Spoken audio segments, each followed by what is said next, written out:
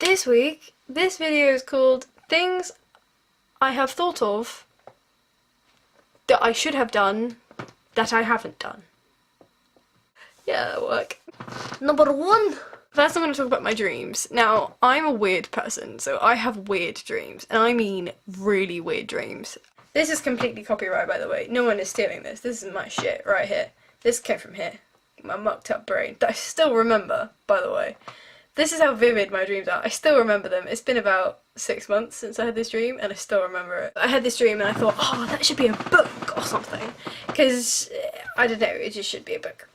Everybody has crappy jobs when they come out of school, but if you want a decent job, then, or a job that you want, if you wanted to be a scientist, or if you wanted to be a vet, or if you wanted to go into theatre, then you'd have to take this course, which consisted of 2 years. And basically what this course did is, it went into the absolute back of your mind, as far as you could possibly go. The first thing we had to do was draw our biggest fear. And the thing with this is that you had to really think about it. You couldn't just go, I'm afraid of spiders.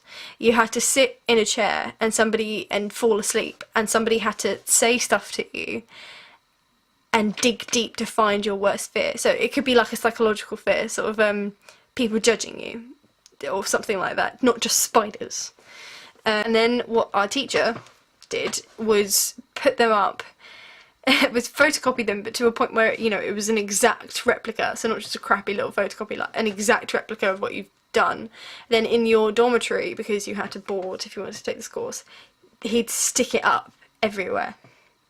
And then I remember sort of going from one level to the next, because we'd all passed.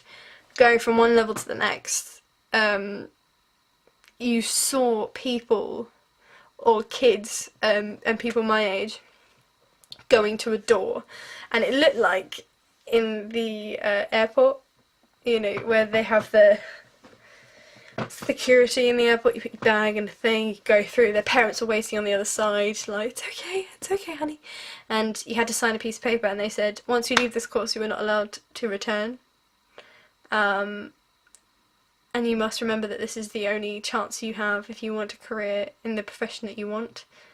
Do you want to leave this course? And if they said yes, they had to sign a piece of paper and leave, and they weren't allowed back on. And if they said no, then they were taken back into the room. And like, I then woke up, and I thought, this could be such a good book. And I still think it would be quite a good book. A good television series, a good movie.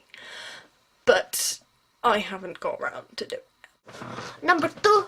Being in musical theatre, we have to sing a lot and read sheet music and all that jazz, and like, sometimes we have to take vocal warm-ups, and it's just a lot easier to do if you know how to play piano. Now I have one. It's right there. It's right there. There, as you can see, it's not easy. It's not exactly up. It's not exactly working. It's not plugged in or anything like that. It's just sitting there, being useless. But the problem is that I can't actually play piano. I can play scales-ish, I can play arpeggios-ish, but I can't actually play piano. And I had a piano, like a proper one, at one point, and I had piano lessons, and I couldn't be bothered because I was so young and I just didn't want to do it. It was a Tuesday afternoon, we had to drive to get there, and it was effort, you know, like, I wanted to go home and play The Sims. In my lifetime, I have learnt to play the violin, the recorder, the piano, the trumpet, and the tenor saxophone. I bought a ukulele, said I was going to learn to play that, didn't learn to play that. My mum bought me a guitar, don't worry, it was 12 quid off a market. And I said I was going to play that, didn't learn to play that. It hurts my fingers. But, you know, all these different things I could have done, but I just fucking haven't. I just haven't done it, and I'm sorry. I'm sorry to life that I haven't done it. Number 3. Make YouTube videos. To be honest, I have tons of ideas that I just sort of go, that would be such a good idea. One of them, I was having a conversation with my mum, and she was like, what did you think of this generation? Are you happy to be in this generation? I was like, yes and no. There just wouldn't be a lot of things that I do rely on in this generation. However, I don't like the way that people think in this generation. I don't like the way that people speak in this generation. And like, if you want to find something out about someone, you don't just ask them, you Facebook it first. You stalk them on Facebook. And that is, don't even say that's not true, because you do. Like, this is why I hate it. Like, I will bitch about it until the cows come home, but I'm on it now. Look, I'm on it now. I'm on it now. Anyway, moving on from this, I thought this generation has created Facebook, iPads, all these wireless things, hard drives that can contain so much memory and are only like this big. If this can happen, number one, why is my battery on my iPhone so shit? And two, why hasn't there been an invention for getting a pushchair up the stairs?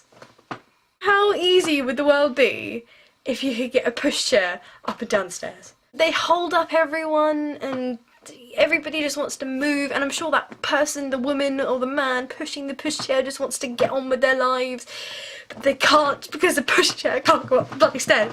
Why? Tell me why, please. I want to know. I would love to know. Why? So yeah, those are 3 things I should have done, but haven't done, because I'm a douchebag. Bye. Oh, find the button, fucking button. Found it. No, I haven't. Come back. Where is the button?